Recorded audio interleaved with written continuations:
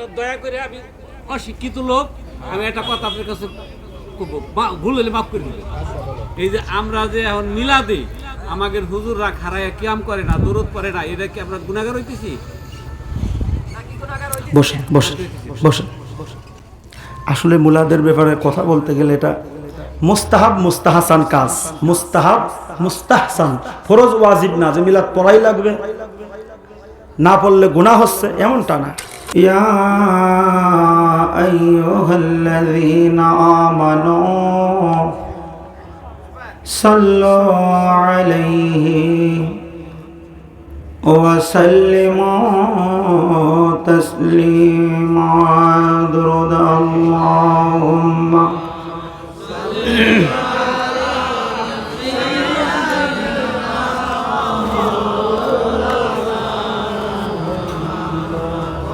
وعلى علي سيدنا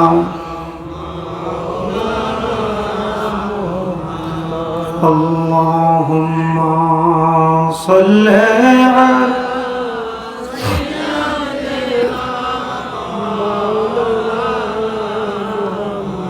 وعلى علي سيدنا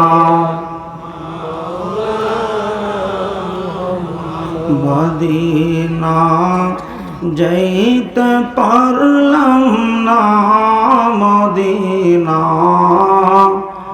দেখতে পারলাম না, মদিনা যাইতে পারলাম না, মদিনা দেখতে পারলাম। আমি অসহায় তাই এত দূরে রই, আমি অসহায় তাই এত দূরে রই, শুধুই সালাম জানাই মদিনা যাইতে পারলাম না, মদিনা যাইতে পার, মদিনা দেখতে। মদিনা নাম কি যে সুন্দর,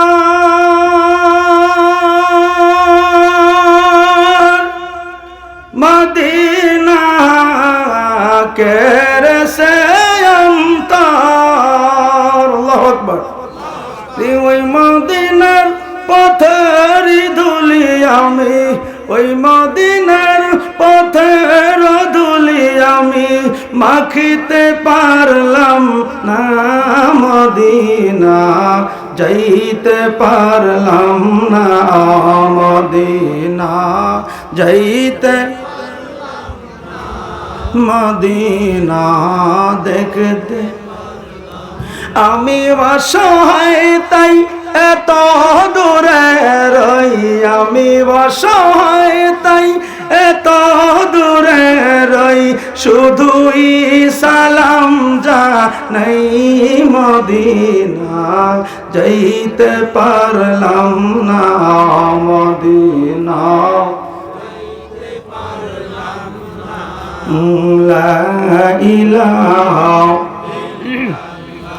জোরে লা ইলাহা লা ইলাহা লা ইলাহা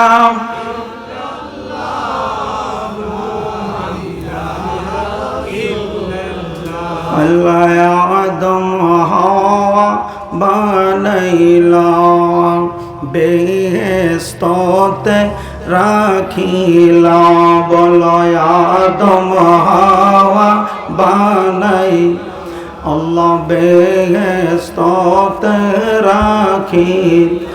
এর কোন কারণে আদম হাওয়ার, কোন কারণে আদম হাওয়া দুনিয়াতে পাঠাইলা, লা ইলাহা জোরে লা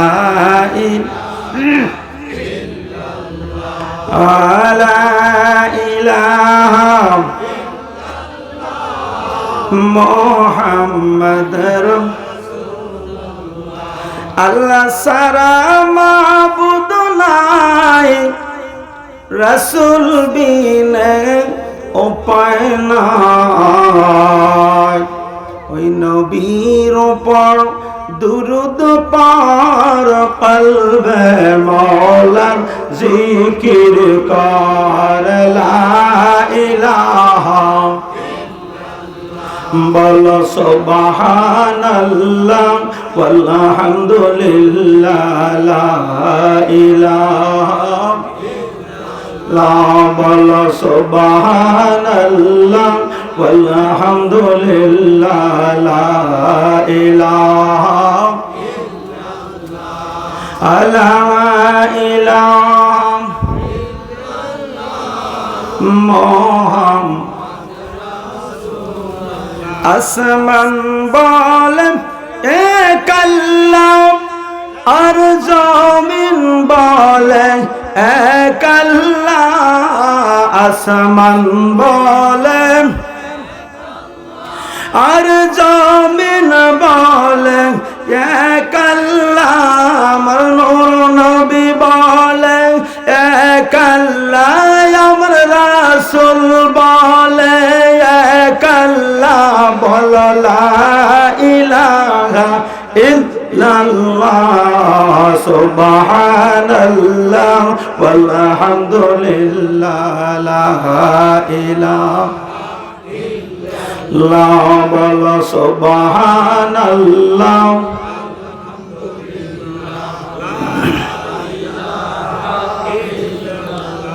লা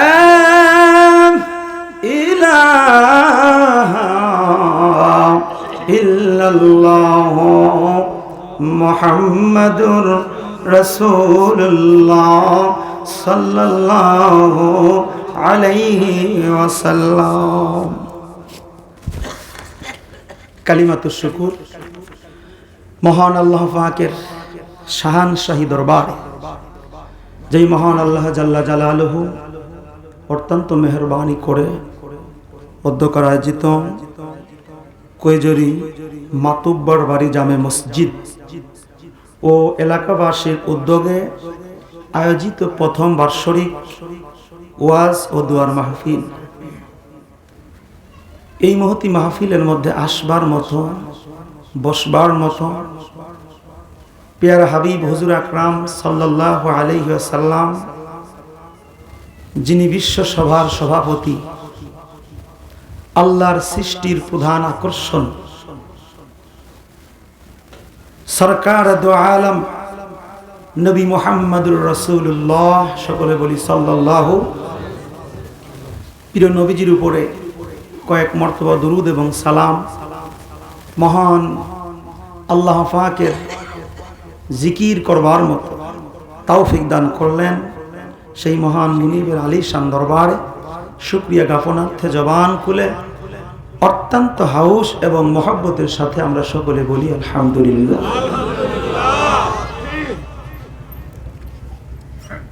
সালাম জানাই আজকের এই আয়োজিত মাহফিলের সম্মানিত সভাপতি সাহেব মুফতি মাওলানা হুজাইফা, পরিচালক মুন্সির বাজার দারুল উলুম কওমি মাদ্রাসা, আজকের মাহফিলের যিনি প্রধান আকর্ষণ, প্রধান অতিথি, আপনাদের আমাদের সকলের সুপরিচিত মুখ, বিশিষ্ট ওয়াইজ ও বিশিষ্ট ইসলামী চিন্তাবিদ, সুমধুর কণ্ঠস্বর জনাব হযরত মাওলানা মিজানুর রহমান ফরিদি সাহেব, বারাকাল্লাহু ফি হায়াতি, সকলে বলি আমিন। মুহতামিম নারান্দিয়া মাদ্রাসা সালথা ফরিদপুর, আমার পূর্বে যিনি আলোচনা করলেন আমার বন্ধুবর, উদীয়মান তরুণ বক্তা, সুললিত কণ্ঠের অধিকারী, যিনি অত্যন্ত সুন্দর জ্ঞানগর্ভ আলোচনা করে থাকেন, আমার প্রিয় ভাই হযরতুল আল্লাম হযরত মাওলানা ইমরান হোসাইন সিদ্দিকী সাহেব, বারাকাল্লাহু ফি হায়াতি, সকলে বলি আমিন। খতিব পুরাতন জসকোট জামে মসজিদ ফরিদপুর, পরিচালনায় যিনি আছেন মাওলানা আব্দুল মান্নান ইমাম ও খতিব অত্র জামে মসজিদ, আমার সামনে পিছে ডানে বামে সর্বস্তরের আশেকান জাকেরান মুমিন মুসলমান ধর্মপ্রাণ মুহিব্বিন, সর্বস্তরের মুমিন মুসলমান ভাইরা, পদ্মানসীন মা ও বোনেরা, সকলের প্রতি আন্তরিক সালাম। আসসালামু আলাইকুম ওয়া রাহমাতুল্লাহি ওয়া বারাকাতুহু। আপনারা কেমন আছেন? শুকরিয়া আদায় করতে হবে মহান আল্লাহ পাকের, যিনি আমাদেরকে সৃষ্টি করেছেন, যিনি আমাদের রব। আমাদের রবকে এই পৃথিবীতে আল্লাহ পাক আমাদেরকে প্রেরণ করিয়েছেন, পাঠিয়েছেন। আল্লাহ পাকের একটা আশা আছে, আকাঙ্ক্ষা আছে, উদ্দেশ্য আছে। কথা কি ঠিক না বেঠিক? কমন আয়াত আল্লাহ পাক যে আয়াতে কারিমাটা আমরা উলামায়ে কেরাম, বিশেষ করে ইমাম সাহেব খতিব সাহেবরা সচরাচর বেশিরভাগ আমরা মুসল্লিদেরকে শুনিয়ে থাকি, সেটা হলো ওয়ামা খলাকতুল জিন্না ওয়াল ইনসা ইল্লা লিয়াবুদুন। জোরে বলি সুবহানাল্লাহ। এই পৃথিবীতে আল্লাহ পাক আমাদেরকে পাঠিয়েছেন, একটা উদ্দেশ্য আল্লাহ পাকের আছে। সংক্ষেপ সেই উদ্দেশ্যটা হলো ইল্লা লিয়াবুদুন, ইবাদত, বন্দেগী, দাসত্ব, গোলামি, এক কথায় আল্লাহ পাকের রেজামন্দি হাসিল করা। এটাই হলো আল্লাহ পাকের উদ্দেশ্য। কয়টা জাতি? দুইটা জাতি, একটা হলো জিন আর একটা হলো আল্লাহ পাকের সৃষ্টির 18,000 মাখলুকাত আছে। যারা বলেন কত হাজার? মানুষ, জিন দিয়ে পশু পাখি অন্যান্য জীবজন্তু 18,000 সৃষ্টির মধ্যে দুইটা সৃষ্টিকে আল্লাহ পাক বন্দেগীর জন্য, ইবাদতের জন্য সৃষ্টি করেছেন। আর এই দুইটা জাতির মধ্য থেকে একটা জাতিকে আল্লাহ পাক সর্বশ্রেষ্ঠ বানিয়েছেন। সেই সর্বশ্রেষ্ঠ জাতি হলাম আমরা মানুষ। জোরে বলেন সুবহানাল্লাহ। আমরা কি খুশি না বেজার? তাহলে যে আল্লাহ পাক আমাদেরকে পৃথিবীতে পাঠাইলেন, উদ্দেশ্য হলো আল্লাহর গোলামি করা, আনুগত্য করা, বন্দেগী করা। এই আয়াতে কারিমার তাফসিরের মধ্যে দেখলাম তাফসির কারকগণ এইভাবে লিখেছেন, ইল্লা লিয়াবুদুন আন আইন লিল আরিফিন, অর্থাৎ আল্লাহ পাকের বন্দেগী, গোলামি, দাসত্ব করে করে করে করে এমন ভাবে আল্লাহর জাতে মিশে যেতে হবে যাতে আপনি আল্লাহর রঙে রঙিন হতে পারেন, দুনিয়ার থেকে আল্লাহ তাআলাকে দেখে দেখে কবরে যাইতে পারেন। যারা বলি সুবহানাল্লাহ। আল্লাহর ওলি যারা হয় এরা কি ইবাদত বন্দেগী ছাড়া হয়? ইবাদত ছাড়া আল্লাহর ওলি হওয়া, মাহবুব বান্দা হওয়া সম্ভব? আল্লাহর ওলি যারা হয়ে যায় এদের আত্মাটা পরিশুদ্ধ হয়ে যায়, কলব জাগ্রত হয়ে যায়। যে কলবের ব্যাপারে কোরআনুল কারিমার মধ্যে আল্লাহ পাক অসংখ্য আয়াতে কারিমা, বিশেষ করে 139 মতান্তরে 40 বার এই কলব সংশোধনের কথা আল্লাহ পাক কোরআনের মধ্যে তাগিদ দিয়েছে। এই কলব আল্লাহ ভেদের মহাসমুদ্র। এই কলব যদি জাগ্রত না হয়, এই কলব যদি পরিষ্কার না হয়, আপনার সমস্ত বন্দেগী বৃথা, সমস্ত বন্দেগী বৃথা। এই কলব এমন একটা বস্তু যেটাকে বলা হয় দেহ রাজ্যের রাজধানী। বাংলাদেশের রাজধানীর নাম কি? Is the capital of Bangladesh. বাংলাদেশের রাজধানীর নাম হলো ঢাকা। ঢাকাকে কেন রাজধানী বলা হয়? ঢাকার মধ্যে বসে সমস্ত নিয়ন্ত্রণ করা হয়। বাংলাদেশ মূল কেন্দ্রবিন্দু হলো, রাজধানী হলো ঢাকার মধ্যে অবস্থিত। এই দেহরাজ্যের রাজধানীর নাম হলো কলব। জোরে বলেন কি? রাসূল বলেছেন, আশ-শাইতানু জাসিমুন আলা কলবি বানি আদম। বানি আদমের কলবের মধ্যে বসে বসে শয়তান ধোঁকা দেয়। জোরে বলেন, কোথায় বসে? ও কিন্তু বড় চালাক, ও জানে কোন জায়গা বসলে নিয়ন্ত্রণ করা যায়। একেবারে মেন জায়গায় এসে বসে পড়ে। সাহাবায়ে কেরাম জিজ্ঞাসা করলেন, ইয়া রাসূলুল্লাহ, মায়ের নবীগণ, আপনার কলবের মধ্যেও কি শয়তান আসেনি? আল্লাহু আকবার। সাহাবায়ে কেরাম প্রশ্ন করলেন, হুজুর আপনার কলবে কি শয়তান আছে?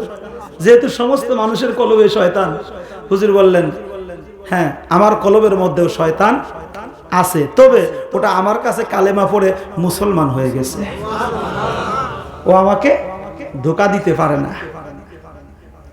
মুমিন হলো দুই প্রকার। জোরে বলেন, কয় প্রকার? একটা হলো মুমিনে কামেল, আর একটা হলো মুমিনে নাকিস। আমরাও মুমিন, আমরা দাবি করি আমরা কি মুমিন, কিন্তু আমরা মুমিনে নাকিস, গুনাহ মার্কা মুমিন। আমাদের মধ্যে প্রত্যেকের মধ্যে কম বেশি গুনাহ আছে না নাই? কোন মোল্লা মৌলবী আমরা বলতে পারবো না বুকে হাত দিয়ে যে আমি মোল্লার গুনাহ নাই, কম বেশি আছে। কিন্তু মুমিনে কামেল যারা, এরা গুনার থেকে মুক্ত, এদের কলব জাগ্রত, এদের কলবের মধ্যে শয়তান ধোঁকা দিতে পারে না। কুলুবুল মুমিনিনা আরশুল্লাহ, এদের কলবের মধ্যে আল্লাহ পাকের হৃদয়ের সিংহাসন, আল্লাহ পাকের আরশ। জোরে বলি সুবহানাল্লাহ। কথা কি বোঝা যায়? আমি ইন্ট্রোডাকশনের মধ্যে আছি, একটু খেয়াল। এই কলবটা কত বড় একটু খেয়াল করেন। তামাম পৃথিবীতে 228টা রাষ্ট্র নিয়ে পৃথিবী গঠিত। এই পৃথিবী যত বড়, এই পৃথিবীর চাইতে একটা সূর্য 13 লক্ষ গুণ বড়। জোরে বলেন সুবহানাল্লাহ। আল্লাহর সৃষ্টি কেমন একটু খেয়াল করেন। আল্লাহ যে কত বড় মহান, আল্লাহ পাক যে এই ভূমণ্ডল সৃষ্টি করে আমাদের জন্য কত বড় নিয়ামত স্বরূপ রেখেছেন, একটু গভীর চিন্তা করেন। মনোযোগ।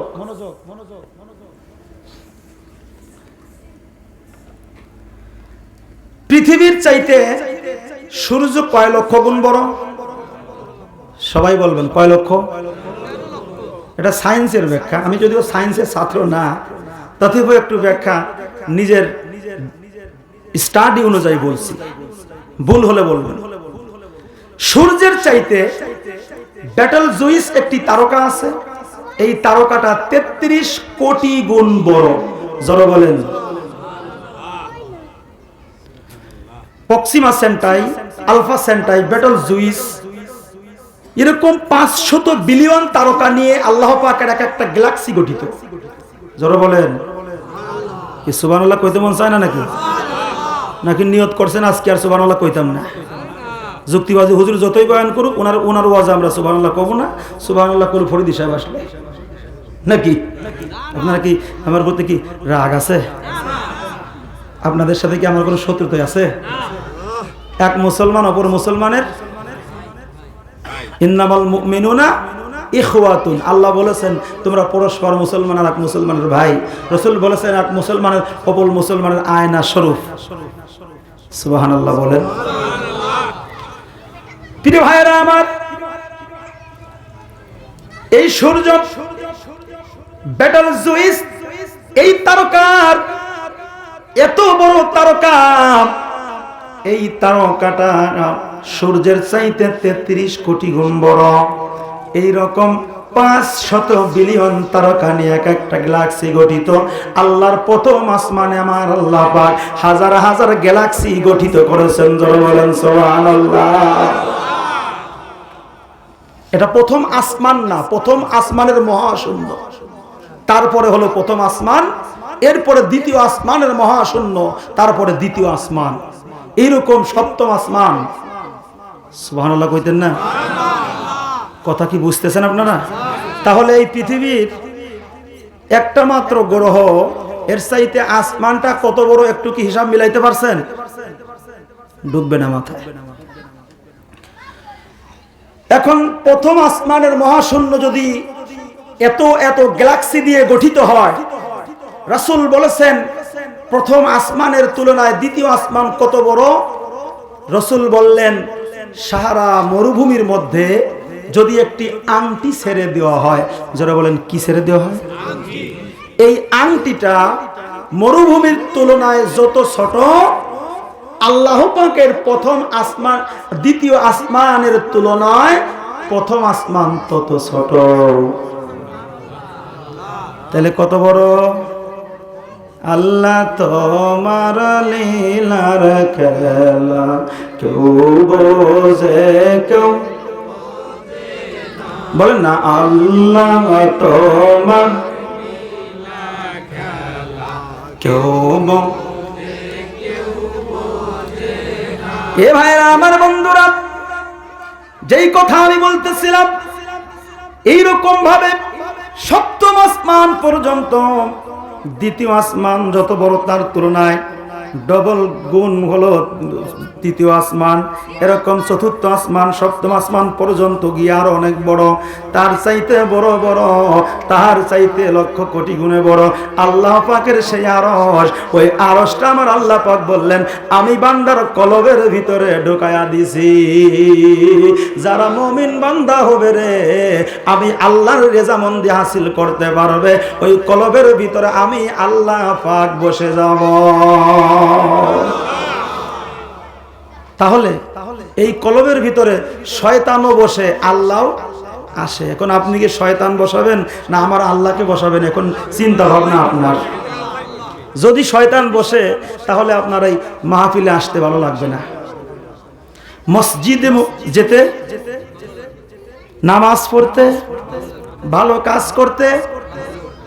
মিথ্যা বলবেন, চগলখুরি করবেন, অন্যায় করবেন, অপরাধ করবেন, সিনেমা হলের দিকে যাবেন, মসজিদের দিকে যাবেন না, যাত্রা গানের দিকে যাবেন, মাহফিলের দিকে আসবেন না। কথা ঠিক কিনা? আমাদের সমাজের মধ্যে কিছু ভাই সাহেবেরা আছেন, বাড়ির থেকে নিয়ত করে আসছে ওই মাহফিলে যাইতেছি, কিন্তু আসার পরেও ভাগ্যে হয় না জান্নাতের বাগানে একটু বসে আলোচনা শোনার। ঠিক কিনা? রাস্তাঘাট দিয়ে, দোকানপাট দিয়ে গ্যাদারিং করছে। অনেক ভাইরা আছেন যখন এই যে আবার তো বড় করে কিছু ব্যবস্থা করছে মনে হয়, তাই না? ওই যখন খিচুড়ি দেবে না, ওই সময় আইসা এরা লাইন দেবে। এরকম পার্টনার কিছু আছে কি আছে না? ওরা কিন্তু মান কিসি ভাই বসে বসে বিড়ি খাচ্ছে। উচিত কথা কিন্তু মা ওই বেজার গরম ভাতে মাশাআল্লাহ বিলই বেজার। প্রিয় ভাইরা আমার, আমি আমার আলোচনার মূল পয়েন্টের দিকে চলে যাচ্ছি। এই কলবকে সংশোধনের জন্য আমার আল্লাহ পাক 139 মোতান তিনি 40 বার আমার আল্লাহ পাক তাগিদ দিলেন। কারণ এই কলবের মধ্যে আল্লাহ বসে কলব পরিষ্কার করতে না পারলে আপনি আল্লাহ পাকের রেজামন্দি হাসিল করতে পারবেন না, আল্লাহ পাকের সন্তুষ্টি অর্জন করতে পারবেন না। আল্লাহ তাআলাকে ডাকলে আপনার ডাক আল্লাহ পাক শুনবে না। এজন্য কলব পরিষ্কার করতে হলে 10টা জিনিস আপনাকে পরিত্যাগ করতে হবে। যারা বলেন কয়টা জিনিস? 10টা জিনিস। কাম, ক্রোধ, লোভ, মোহ, মদ, মৎসর্য, হিংসা, কিনা, রিয়া, কামনা, বাসনা, এই 10টা জিনিস পরিত্যাগ করতে না পারলে আপনার কল্ব জাগ্রত হবে না। কল্ব জাগ্রত হবে না, এই কল্ব আল্লাহ দেখা যাবে না, আল্লাহ আপনার সান্নিধ্যে আসবে না, আল্লাহর ডাক, আপনার ডাক আমার আল্লাহ শুনবে না। নামাজ, রোজা, হজ, যাকাত যত আমল করেন আল্লাহ আপনার বন্দেগী শুনবে না, কারণ আপনার কল্ব অপবিত্র। আপনার কল্ব অপবিত্র, এই অপবিত্র কল্বের ডাক আমার আল্লাহ পাক শুনে না, শুনে না। কল্ব পবিত্র করতে হবে, তখনই আল্লাহ পাক আপনার জিকির, আপনার ডাক সঙ্গে সঙ্গে শুনতে পারবে। জোরে বলি সুবহানাল্লাহ। যারা আল্লাহর ওলি হয় তাদের কল্বটা পরিষ্কার হয়ে যায়। আচ্ছা, একটা উদাহরণ আপনাদেরকে দেই, যেহেতু যুক্তিবাদী নাম, একটা যুক্তি দিয়ে আলোচনা যায়।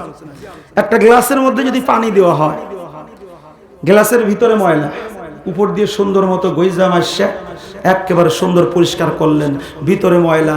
এখন যদি কেউ পানি দেয়, ময়লা যুক্ত গ্লাসের পানি একজন জ্ঞানী লোক পান করবে? পাগল ছাগল পান করতে পারে, জ্ঞানী লোক পান করবে, কারণ ভিতরে কি ময়লা। আর যদি ভিতরটারে পরিষ্কার কইরা, বাহিরে একটা একটু ময়লা আছে কিন্তু ভিতরে, এই পানিটা গ্রহণ করবে, কারণ বাহিরের ময়লা তো আর পানির সঙ্গে মিশছে না, বাহিরে একটু ময়লা থাক, ভিতর তো পরিষ্কার আছে, আপনি পানিটা গ্রহণ করবেন। আল্লাহ বলে, হে বান্দারা, তোমার লেবাস আগে আমি দেখি না, দেখি তোমাদের আমল। আগে ভিতরটা যদি পরিষ্কার হয়, আমি আল্লাহ তোমার ডাক শুনবো।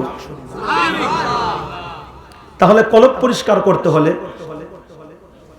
প্রধানত কাজ হলো 5টি বর্ণনা আল্লাহ পাক দিয়েছেন। এই 5টা গুণ যাদের ভিতরে থাকবে তারা আল্লাহর ওলি হয়ে যাবে, তাদের কলব পরিষ্কার হয়ে যাবে, তারা আল্লাহর রঙে রঙিন হয়ে যাবে। জোরে বলি সুবহানাল্লাহ। কয়টা গুণ? আমি সেই আয়াতে কারিমাটা তেলাওয়াত করেছি। কোরআনুল কারিমার 3 নম্বর সূরা, 3 নম্বর পারা, সূরাত আলে ইমরানের 17 নম্বর আয়াতে কারিমা আমি তেলাওয়াত করেছি।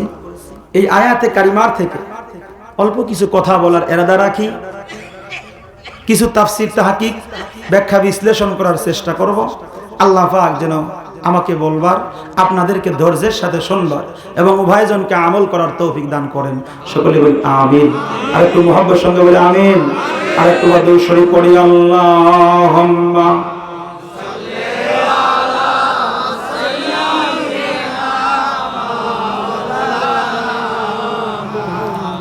ওয়া আলা আলি।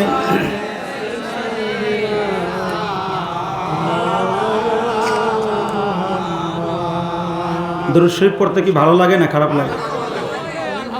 তিরমিজি শরীফের সিয়াসিত্তার অন্যতম কিতাব জামিউত তিরমিজি, এই কিতাবের 484 নম্বর হাদিস। জোরে বলেন কত নম্বর হাদিস? মিশকাতের মধ্যে হাদিসখানা উল্লেখ। আল্লাহর নবী বলেন, আওয়ালান নাসি বি ইয়াউমাল কিয়ামাতি আকসারুহুম আলাইয়া সালাতান, যারা বেশি বেশি আমি নবী পাকের দুরূদ শরীফ পাঠ করবে মাহশারের ময়দানে, কিয়ামতের ময়দানে, তারা আমি রাসূলের সবচাইতে নিকটবর্তী থাকবে। আর এই কিতাবটার নাম হলো জালাউল আফহাম। যারা বলেন কি কিতাব? জালাউল আফহাম। এই কিতাবটার লেখক যিনি, বর্তমান সমাজে কিছু ভাই সাহেব আছেন তারাবির নামাজ 20 রাকাত কাটিয়ে 8 রাকাত বানাইছে না। আমি কিন্তু আপনাদেরকে কষ্ট দেওয়ার জন্য বলছি না, আমি কিন্তু আপনাদের শত্রু না। প্রকৃত ইসলামের কর্ণধার সত্য ইসলামটা কারা ধরে রেখেছেন এই বিষয়টা বোঝানোর জন্য রাসূল বলেছেন, আখিরি জামানায় 73টা দল হবে। কয়টা দল? ইল্লা মিল্লাতান ওয়াহিদ, একটি দল হবে আল্লাহর জান্নাতি। সাহাবায়ে কেরাম বললেন, ইয়া রাসূলুল্লাহ, নবী গো, ওই দলটি কোন দল? নবীজি বললেন, ক্বালা মা'না আলাইহি ওয়া আসহাবিহি, আমি এবং আমার সাহাবায়ে কেরামদের দলের অন্তর্ভুক্ত যারা থাকবে তারা হবে নাজাতপ্রাপ্ত জান্নাতি দল। জোরে বলেন। তা আমরা কি জান্নাতি দল হইতে চাই কিনা? যদি হইতে চান তাহলে রাসূল এবং রাসূলের সাহাবীদের দলের অন্তর্ভুক্ত। তা এখন যারা বলে তারাবির নামাজ 20 রাকাত না 8 রাকাত, এরা কি রাসূলের দলের অন্তর্ভুক্ত হলো? আমার রাসূল 20 রাকাত তারাবির নামাজ পড়েছেন, তবে জামাতে না। জামাত এর প্রচলন করেছেন খলিফাতুল মুসলিমিন হযরত উমর রাদিয়াল্লাহু তাআলা আনহু। তিনি দেখলেন মসজিদে নববীতে সাহাবায়ে কেরাম কেউ 2 জন, কেউ 3 জন, কেউ একাকী এলোমেলো নামাজ আদায় করছে, তারাবির নামাজ। খলিফাতুল মুসলিমিন বয়োজ্যেষ্ঠ সাহাবায়ে কেরামদেরকে ডাক দিয়ে পরামর্শ করলেন, হে নবীর সাহাবীরা, মসজিদে নববীতে রাসূলের সাহাবায়ে কেরাম এলোমেলো তারাবির নামাজ আদায় করতেছে, আমি এখন যদি এই তারাবির নামাজটা 20 রাকাত তারাবির নামাজের জামাতের প্রচলন করি, একসঙ্গে জামাতের সঙ্গে তারাবির নামাজের প্রচলন করি, পদ্ধতি অবলম্বন করি, সিস্টেম করি, তাহলে কেমন হয়? বয়োজ্যেষ্ঠ সাহাবায়ে কেরাম সহ সকল সাহাবায়ে কেরাম মত প্রকাশ করলেন, জি হ্যাঁ, আপনি এটা করতে পারেন। হাজা বেদাতুন খায়রুন, এটা যদিও রাসূলের জামানায় ছিল না, এখন এটা উত্তম বেদাত হবে। জোরে বলি, এটা কি হবে? বেদাত মানেই কিন্তু খারাপ না। কিছু কিছু বেদাত আমাদের সমাজের মধ্যে প্রচলন হয়ে গেছে, যেটা আমরা করতেছি। এই যে হাদিসের কিতাবগুলো, বুখারী, মুসলিম, তিরমিজি, নাসাই, আবু দাউদ, ইবনে মাজাহ, যত হাদিসের কিতাবে, কিতাব আকারে হাদিস ছিল না। কিতাবটা পরবর্তীতে ইমামগণ লিখছে, হাদিস ছিল, কিতাব ছিল না। কুরআনুল কারীমের পান্ডুলিপি এটা রাসূলের জামানায় ছিল না, পরবর্তীতে হয়েছে। জবরজের জজম তাসদীদ আরো পরে আসছে, হাজ্জাজ বিন ইউসুফ লাগাইছে। তো এরকম ভাবে জুমার নামাজের 2টা আজান আমরা দেই। রাসূলের সময় একটা আজান ছিল, এগুলো সব বেদাতে হাসানা, উত্তম বেদাত। খলিফাতুল মুসলিমুন বলেন হাযা বিদআতুন খায়রুন, এটা উত্তম বেদাত হবে। যারা বলি সুবহানাল্লাহ, কারণ এটা ইসলামের জন্য ভালো না খারাপ? তারাবির নামাজ সবাই আমরা একসঙ্গে 20 রাকাত পড়ি, এটা কি ভালো হলো না খারাপ হলো? রসুল যেহেতু জামাতে পড়েন নাই, তবে 20 রাকাত পড়েছেন, এই ব্যাপারে অসংখ্য দলিল আমাদের কাছে আছে। রসুল 20 রাকাতই পড়েছেন, তবে জামাতে না। জামাতের প্রচলন করছেন খলিফাতুল মুসলিমিন। তা যারা বলে বেড়াচ্ছেন তারাবির নামাজ 8 রাকাত, উনাদেরই একজন বড় হুজুর আল্লামা ইবনে কাইয়ুম আজ-জাওজিয়াহ, এই কিতাবের লেখক। তিনি এই কিতাবের মধ্যে অসংখ্য দলিল আছে, আমি একটা দলিল আপনাদেরকে শোনাবো। আপনারা কি রাগ হবেন নাকি? 68 পৃষ্ঠার মধ্যে এই হাদিসটা, অনেক লম্বা হাদিস, আমি লাস্টের অংশের থেকে কিছু তেলাওয়াত করে আপনাদেরকে শোনাচ্ছি। রাসূল বলেছেন, লাইসা মিন আবদি ইউসাল্লি আলাইয়া ইল্লা বালাগনি সাউতাহু হাইসু কানা কুলনা ওয়া বাদা উফাতিকা ক্বালা ওয়া বাদি উফাতি ইন্নাল্লাহা হাররামা আলাল আরদি আন তাকুলাল আজসাদাল আমবিয়া। যারা বলি সুবহানাল্লাহ। হুজুর হাদিসটা রাসূল বলেছেন, যে বা যাহারা পৃথিবীর যে কোনো প্রান্ত হতে আমি নবী পাকের উপরে দুরূদ শরীফ পাঠ করে, যারা বলেন কি পাঠ করে, বালাগনি, ওই দুরূদের আওয়াজ আমি নবী নিজের কান মোবারক দিয়ে শুনি। সাহাবায়ে কেরাম বললেন, ইয়া রাসূলুল্লাহ, আপনি যখন উফাত গ্রহণ করবেন তখনও শুনবেন? নবীজি বললেন, ক্বালা বাদা উফাতি, আমার উফাতের পরেও আমি আমার উম্মতের দুরূদের আওয়াজ শুনতে পারবো। তাহলে কি রাসূল কি মারা গেল না জিন্দা থাকলো?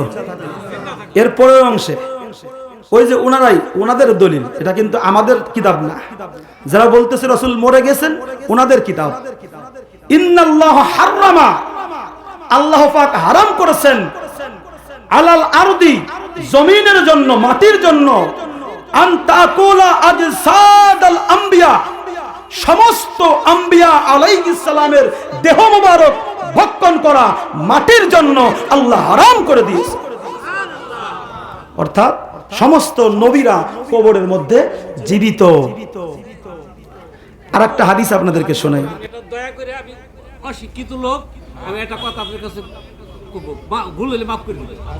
এই যে আমরা যে এখন মিলাদে আমাদের হুজুররা খাড়াইয়া কিয়াম করে না, দরুদ পড়ে না, এটা কি আমরা গুনাহগার হইতেছি? বসেন বসেন বসেন। আসলে মুলাদের ব্যাপারে কথা বলতে গেলে এটা মুস্তাহাব মুস্তাহসান কাজ। মুস্তাহাব মুস্তাহসান, ফরজ ওয়াজিব না যে মিলাদ পড়াই লাগবে, না পড়লে গুনাহ হচ্ছে এমনটা না। এটা মহব্বতের বিষয়। যেখানে পড়তেছে আপনি পড়বেন, যেখানে পড়ে না সেখানে বেজাল বাঁধানোর প্রয়োজন নেই। তবে এটা মহব্বত করা, ভালোবাসা, এটাকে বিশ্বাস করা, আকীদা স্থাপন করা, এটা আমাদের ঈমানি দায়িত্ব। এ ব্যাপারে অনেক লম্বা আলোচনা, এখানে সেই বিষয়ে কথা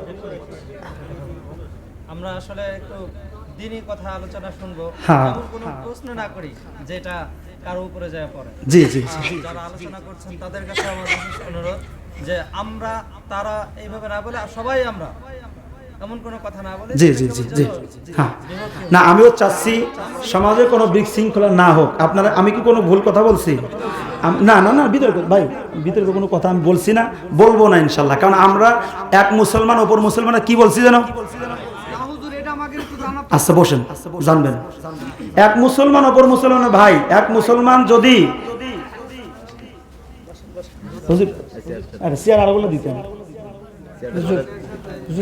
শোনেন, আমরা সবাই ভাই ভাই। এখানে এখন আমরা যদি দাঙ্গামা হাঙ্গামা করি, আমাদের ইসলামী দলগুলোর মিলিত হওয়ার একটা সময় আসছে। আমরা সবাই মিলেমিশে কাজ করার একটা সময় আসছে আমাদের। এখন আমরা যদি এগুলো নিয়ে বাড়াবাড়ি করি, আমরা আলেম আলেম যদি বিদ্বেষ করি, আমার আজকে ভালো লেগেছে মিজানুর রহমান ফরিদি ভাই, ইমরান হোসেন সিদ্দিকী ভাই, এই দুজনের সঙ্গে আমি মাহফিল করতে পেরেছি, আপনাদের মাঝে আসতে পেরেছি, আমার ভালো লেগেছে। আপনারা জানেন আমি তরিকত তাসাউফপন্থী একজন লোক, আমি পীর ভক্ত একজন লোক। এখন পীর ভক্ত, এ ব্যাপারে অসংখ্য আয়াতে কারিমা কোরআনের মধ্যে আছে, আল্লাহ পাকের হুকুম আছে। আলোচনা তো অনেক, কোন দিকে যাব? একদিনে তো সব আলোচনা করে শেষ করা যাবে নাকি? আমি শুধু দরুদের ফজিলত বর্ণনা করতে গিয়ে এই কিতাবটা ধরেছি। আমি তো অন্যায় কিছু করছিনি, শুধু দরুদের ফজিলত বর্ণনা করলাম। কেননা রাসূল পাকের দরুদ শরীফ পাঠ করলে আমার নবীজি সেই দরুদের আওয়াজ শুনতে পারে। বালাগানি সাওতাহু, নিজের কান মোবারক দিয়ে শোনে। এরপর নবীজি বলেছেন সমস্ত আম্বিয়া আলাইহিস সালাম কবরের মধ্যে জীবিত। জোরে বলি সুবহানাল্লাহ। এখানে থাক। যেই কথা আমি আলোচনা করতেছিলাম কলবের ব্যাপারে, এই কলবটা কিভাবে আপনি পরিষ্কার করবেন, এই কলব কিভাবে আপনি জাগ্রত করবেন। এই কলব জাগ্রত না করতে পারলে, পরিষ্কার করতে না পারলে আপনার ডাক আল্লাহ পাক শুনবে না। কারণ শয়তান ওই কলবের মধ্যে বসে ধোঁকা দিবে। আপনি তখন শয়তানি কাজ ছাড়া ভালো কাজ করবেন না। আলোচনার মধ্যে প্রশ্ন করলে আলোচনার ব্যাঘাত ঘটে, আলোচনার ব্যাঘাত ঘটে। যখন উলামায়ে কেরাম আলোচনা করবে আপনারা শুনবেন, যদি কোনো প্রশ্ন থাকে পরবর্তীতে বলবেন। সরাসরি আলোচনার মধ্যে প্রশ্ন করলে আলোচনাটা লাইন কেটে যায়। আপনারা কি বিরক্ত হচ্ছেন? যারা বাইরে আছেন একটু ভিতরে আসেন, আর যারা এখনো কিছু জায়গা সামনে ফাঁকা আছে আপনারা একটু সামনে আগে আসেন। জিকির করে লা ইলাহা ইল্লাল্লাহ, লা ইলাহা ইল্লাল্লাহ, হাসবি রাব্বি জাল্লাল্লাহ, মা ফি কলবি গায়রুল্লাহ, হাসবি রাব্বি মা ফি কলবি গায়রুল্লাহ, নূরে মুহাম্মদ সাল্লাল্লাহু বলা, নূরে মুহাম্মদ সাল্লাল্লাহু লা ইলাহা ইল্লাল্লাহ, সুবহানাল্লাহ, লা ইলাহা বলা, সুবহানাল্লাহ, লা ইলাহা, লা ইলাহা মুহাম্মাদুর সাল্লাল্লাহু। আমি যে আয়াতটা তেলাওয়াত করেছি, চাইছিলাম ওই আয়াতের ব্যাখ্যা করব, আমি ওই আয়াতের ধারের কাছেও যাইতে পারি নাই, অথচ সময় কিন্তু আমার ফুরিয়ে যাচ্ছে। বেশি সময় আমি আর ইন্ট্রোডাকশন ইউজ করছি না, আমার মূল আলোচনার মধ্যে আমি চলে যাই। আমি কুরআনুল কারিমার থেকে একটি আয়াত তেলাওয়াত করেছিলাম। কোন সূরা যেন? সূরাত আলে ইমরান 17 নম্বর আয়াত।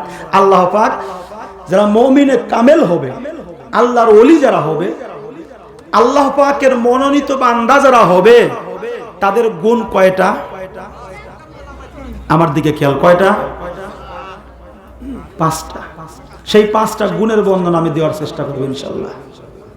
1 নম্বর গুণ, যারা মুমিন হবে, মুমিনে কামেল, আল্লাহর ওলি যারা হবে গো, তাদের গুণ থাকবে 5টি। এই 5টি গুণের 1 নম্বর গুণ হলো, আল্লাহ পাক বললেন আস-সাবিরিন, তাদের 1 নম্বর গুণ হলো তারা হবে ধৈর্যশীল। সুবহানাল্লাহ বলে। তারা কি হবে? আপনাকে আসেনি? চেষ্টা করে আমাকে যে ধৈর্য, এই ধৈর্য দিয়ে মুমিনে কামেল হওয়া যাবে না, ঠিক কি না? একজন যদি ধাক্কা খায়, ওরা লাথি কুশি না মারা পর্যন্ত আমাকে কথাবার্তায় আচার আচরণে আমরা সহ্য করতে পারি না, আমাদের ধৈর্য আমরা কুলাইতে পারি না। আল্লাহ বলে ইন্নাল্লাহা মা'আস সাবিরিন, আমি আল্লাহ আছি ধৈর্যশীলদের সাথে। যারা বলেন কাদের সাথে? ইন্নাল্লাহা মা'আল মুসাল্লিন, এই শব্দ কোরআনে নাই যে আমি আল্লাহ কিন্তু নামাজি মুসল্লিদের সাথে আছি। আল্লাহ জানে নামাজ পড়েও কিছু বাটপারি করবে, আছে কিনা? নামাজ পড়ে সুদ ঘুষ খায়, নামাজ পড়ে হারাম খায়, নামাজ পড়ে অন্যায় করে, নামাজ পড়ে মিথ্যা বলে, নামাজ পড়ে মুনাফিকি করে, নামাজ পড়ে চগলখড়ি করে, নামাজ পড়ে অন্যায় করে, কি করে না? নামাজের প্রথম কাতারে, সুদ ঘুষির 1 নম্বরে আছে কিনা? আপনার লাগে না, আমাকে রাজবাড়ি আছে বড় মুসল্লি। ঢাকার শহরে কিছু ব্যবসায়িক আছে একেবারে দাড়ি টুপি জুব্বা সুন্দর মতো লাগানো, আজান হইলেই দরজা বন্ধ করে দিয়ে ঝাঁপ বন্ধ করে দিয়ে মসজিদের দিকে যায়, কিন্তু ওর ব্যবসার মধ্যে ওই আমি কয়েকদিন আগে একটা খবর দেখলাম, দুদক দুর্নীতি দমন কমিশন ধরছে বেড়ারে। এই বেটার দাড়ি দেখে আমার ঈর্ষা হচ্ছে, আল্লাহ উনার এত সুন্দর দাড়ি, আমার দাড়ি করে এত সুন্দর হইল না। ওদের চেয়ারে দেখে আমার ঈর্ষা হচ্ছে। ওই বেটা দুদকের মামলা ধরা খাইছে, ওর ব্যবসায়িকের মধ্যে সব মাল 2 নম্বর, নামাজের কাতারেও আগে, দাড়ি টুপি জুব্বাও আগে। তা আমাদের সমাজে এরকম চরিত্রের কিছু লোক আছে কি নাই? ভাই রাগ হয়ে নামার পার উচিত কথায় কি জানো, এই নামাজের কোনো ফল হবে না। নামাজ পড়তে হবে কিভাবে? ইন্নাস সালাতা তানহা আনিল ফাহশাই ওয়াল মুনকার, নামাজ সমস্ত প্রকার খারাপ কাজ থেকে ফিরায় রাখে। আমি নামাজও পড়লাম, অন্যায় করলাম, নামাজও পড়লাম, সুদ ঘুষও খাইলাম, নামাজও পড়লাম, 2 নম্বরের 1 নম্বর সিরিয়ালে থাকলাম, ওই নামাজ দিয়া কোনো ফায়দা হবে না। আল্লাহ বলে ফাওয়াইলুল লিল মুসাল্লিন,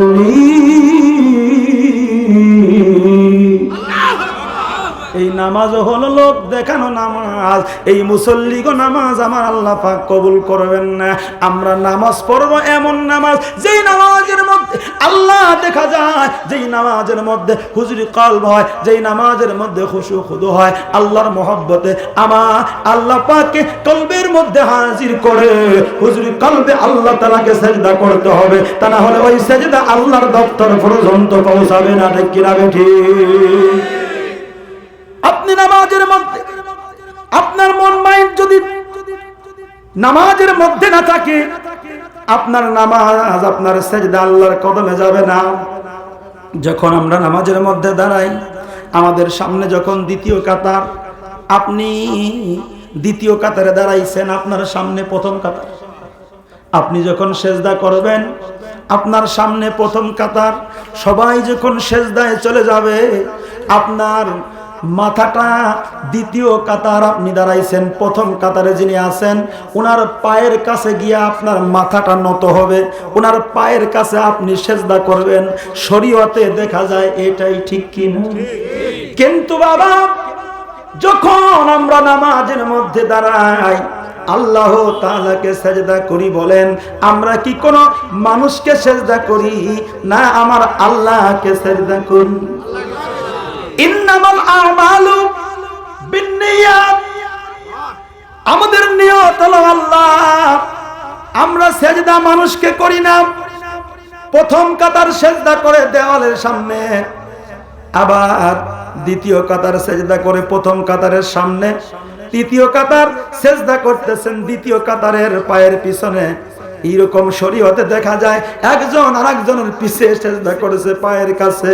কিন্তু আমাদের চিন্তা ভাবনা যদি ওই মুহূর্তে আল্লাহ আমাদের কলবের ভিতরে না থাকে, আল্লাহর চিন্তা, আল্লাহকে আপনি যদি কলবের ভিতরে হাজির নাজির না করে আপনি যদি সিজদা করেন গো, ওই সিজদা আল্লাহর কদমে যাবে না, ওই সিজদাটা চইলা যাবে অন্য জায়গায়।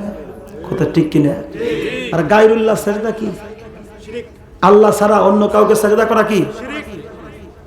কিন্তু নামাজের মধ্যে অজান্তেই আমরা অনেক সময় শিরিক করে ফেলতেছি। কিভাবে? আমরা গায়রুল্লাহর সিজদা হয়ে যাচ্ছে নামাজের মধ্যে দাঁড়ায়া। নারীর চিন্তা, গাড়ির চিন্তা, বাড়ির চিন্তা, গরুর চিন্তা আছে না নাই?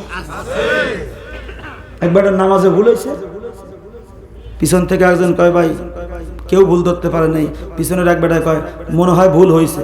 কয় তুমি কেমনে বুঝলে? কয় আমার দোকান হলো 4টা, আসরের নামাজ 4 রাকাত, আমি 4 রাকাতে 4 দোকানের হিসাব করি, 3 দোকানের হিসাব হয়েছে, আর 1 দোকান বাদ আছে, তাহলে নামাজও মনে আর 1 রাকাত বাদই আছে। তাহলে ও নামাজ পড়ে, ওর নামাজ হলো কিসের চিন্তা? দোকানের চিন্তা। কেউ নামাজের মধ্যে দাঁড়ায় চিন্তা করে আল্লাহ গরু রেখে দিয়ে আসছি মাঠের মধ্যে, আল্লাহ না জানি গরু ছুটে গেছে। এই নামাজের মধ্যে যদি আপনার গরুর চিন্তা থাকে, ওই সিজদাটা আপনার যখন আপনি নামাজের মধ্যে দাঁড়ায়া আল্লাহ ব্যতীত অন্য কোন চিন্তা করবেন, নামাজের মধ্যে দাঁড়ায়া আল্লাহ বাদ দিয়ে গরুর চিন্তা করবেন, আপনার সাজদা আল্লাহর পায়ে যাবে না, আপনার সাজদা যাবে গরুর পায়ে। কথা ঠিক না বেঠিক?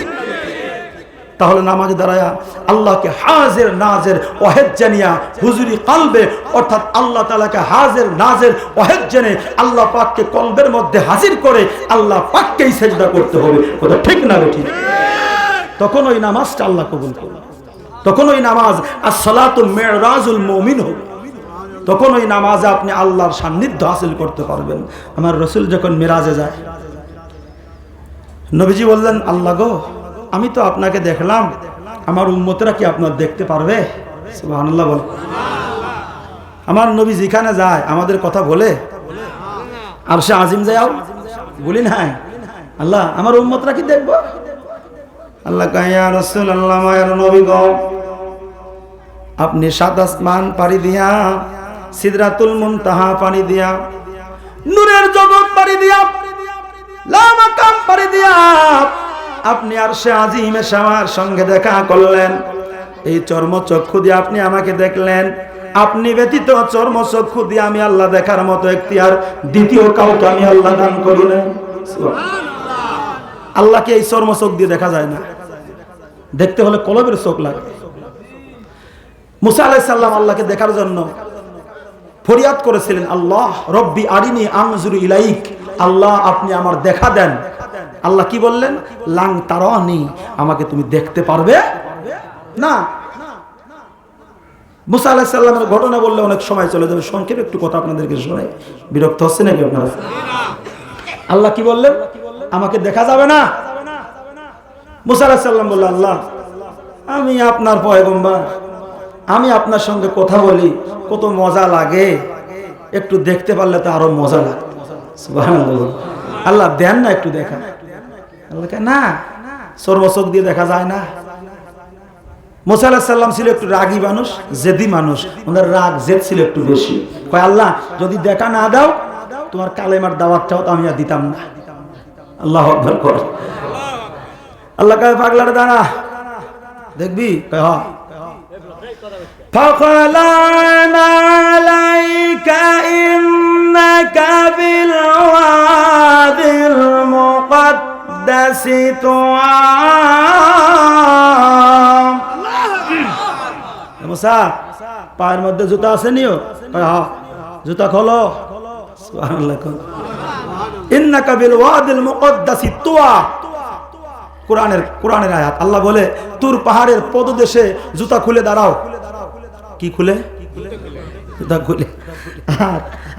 আমার নবী যখন মেরাজ রজনীতে যায়, আপনারা জানেন, আর সিদরাতুল মুনতাহায় গিয়ে আমার নবী দেখলেন পায়ের মধ্যে জুতা দেখা যায়। আল্লাহ পাক ভুলিয়ে দিয়েছিল দুনিয়ার থেকে, কারণ আল্লাহ পাক নবীর জুতাটা আরশে উঠাবে। সুবহানাল্লাহ বলেন।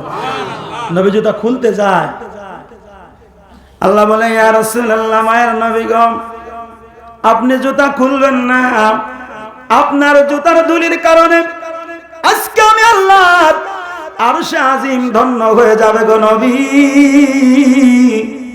আপনি জুতা খুলবেন না, জুতা আপনি খুলবেন না, জুতা পরিধান করে আপনি আরশে মুআল্লার দিকে রওনা হয়ে যান। ওরে যেই নবী জুতা খুলে আরশে আজিম যায়, আর আল্লাহ দেখার জন্য ফরিয়াদ করলেন পয়গম্বর মুসা আলাইহিস সালাম। আল্লাহ কয়, জুতা খুলে আসো তুর পাহাড়ে। আমার নবী জুতা পাই দিয়ে কোনে? বুঝছেন নি? যার সঙ্গে মুসা নবীর তুলনা হয় না, সেই নবীর সঙ্গে কি আমাদের তুলনা হবে? নবী আমাদের মতো না, আমার রসুল আমার রসুলের মতো। তার শান আজমত আল্লাহ বুলন্দ করে দিয়েছেন। ওয়ারাফা'না লাকা যিকরাক। সুবহানাল্লাহ। তার শান আজমতকে আল্লাহ বুলন্দ করে দিয়েছেন।